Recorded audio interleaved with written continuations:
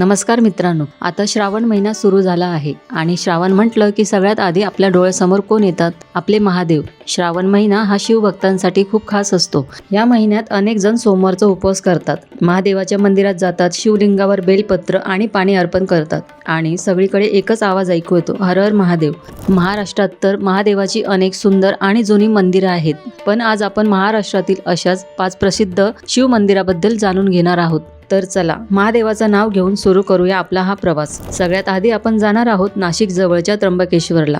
नाशिकपासून साधारण 28 किलोमीटर अंतरावर असलेले हे मंदिर खूप प्रसिद्ध आहे. त्र्यंबकेश्वर म्हटलं की महादेवाचं मंदिर तर आहेच, पण याच ठिकाणी गोदावरी नदीच्या उगमाशी जोडलेलं मानलं जातं. इथलं शिवलिंगही खूप खास आहे. असं मानले जाते की इथे ब्रह्मा, विष्णू आणि महेश या तिन्ही देवांचं प्रतीक असलेलं शिवलिंग आहे. आणि मंदिराच्या आजूबाजूला असलेले डोंगर, पावसाळ्यातील हिरवळ आणि मंदिरातला तो घंटानाद, हे सगळं मिळून वातावरण अगदी भक्तिमय करून टाकतं. श्रावणात तर इथे मोठ्या संख्येने भक्त महादेवांच्या दर्शनासाठी येतात. म्हणूनच नाशिकला गेलात आणि त्र्यंबकेश्वरला गेला नाहीत तर प्रवास अपूर्णच वाटतो. 2. भीमाशंकर, पुणे. आता आपण येतो पुण्याजवळच्या भीमाशंकरला. भीमाशंकरचं सगळ्यात खास काय आहे हे माहिती आहे का? महादेवाचं मंदिर आणि आजूबाजूचा सुंदर निसर्ग. सह्याद्रीच्या डोंगरामध्ये हे मंदिर आहे आणि पावसाळ्यात इथला परिसर अक्षरशः हिरवागार होऊन जातो. डोंगरावरून पडणारे धबधबे, आजूबाजूला पसरलेले जंगल आणि मध्ये असलेलं महादेवाचं मंदिर, दृश्य खूपच सुंदर दिसतं. भीमाशंकरशी भीमासुराची एक पौराणिक कथा जोडलेली आहे. असं सांगितलं जातं की भीमासूर नावाच्या राक्षसाने खूप त्रास दिला होता. तेव्हा भक्तांनी महादेवाची प्रार्थना केली आणि भगवान शिवांनी येथे येऊन भीमासुराचा वध केला.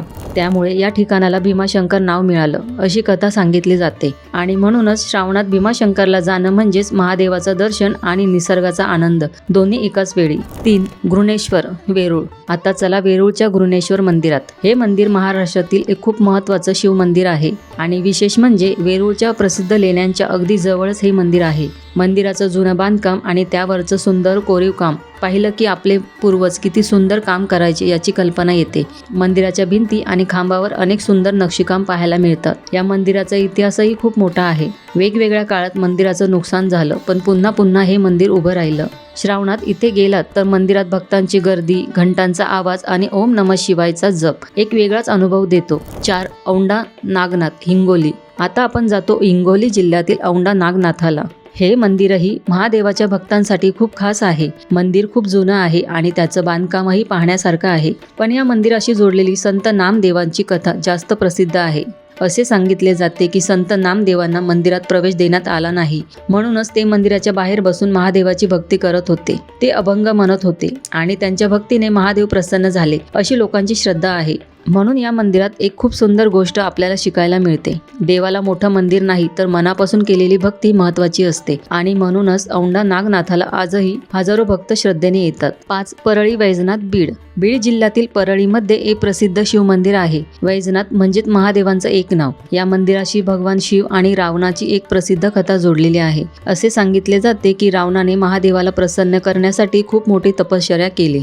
त्याच्या भक्तीने महादेव प्रसन्न झाले. पुढे रावणाला शिवलिंग मिळालं, पण ते लंकेला घेऊन जात असताना ते जमिनीवर ठेवलं गेलं आणि त्यानंतर ते तिथेच राहिलं, अशी पौराणिक कथा सांगितली जाते. म्हणूनच परळी वैजनाथ हे महादेवाच्या भक्तांसाठी खूप श्रद्धेचं ठिकाण आहे. श्रावणात इथेही मोठ्या संख्येने भक्त दर्शनासाठी येतात. तर मित्रांनो, आज आपण महाराष्ट्रातील 5 प्रसिद्ध शिव मंदिराची माहिती घेतली. त्र्यंबकेश्वर, भीमाशंकर, घृणेश्वर, औंढा नागनाथ आणि परळी वैजनाथ. प्रत्येक मंदिराची आपली एक वेगळी कथा आहे, वेगळी परंपरा आहे आणि सगळ्यात महत्त्वाचं म्हणजे महादेवावरची लोकांची श्रद्धा आहे.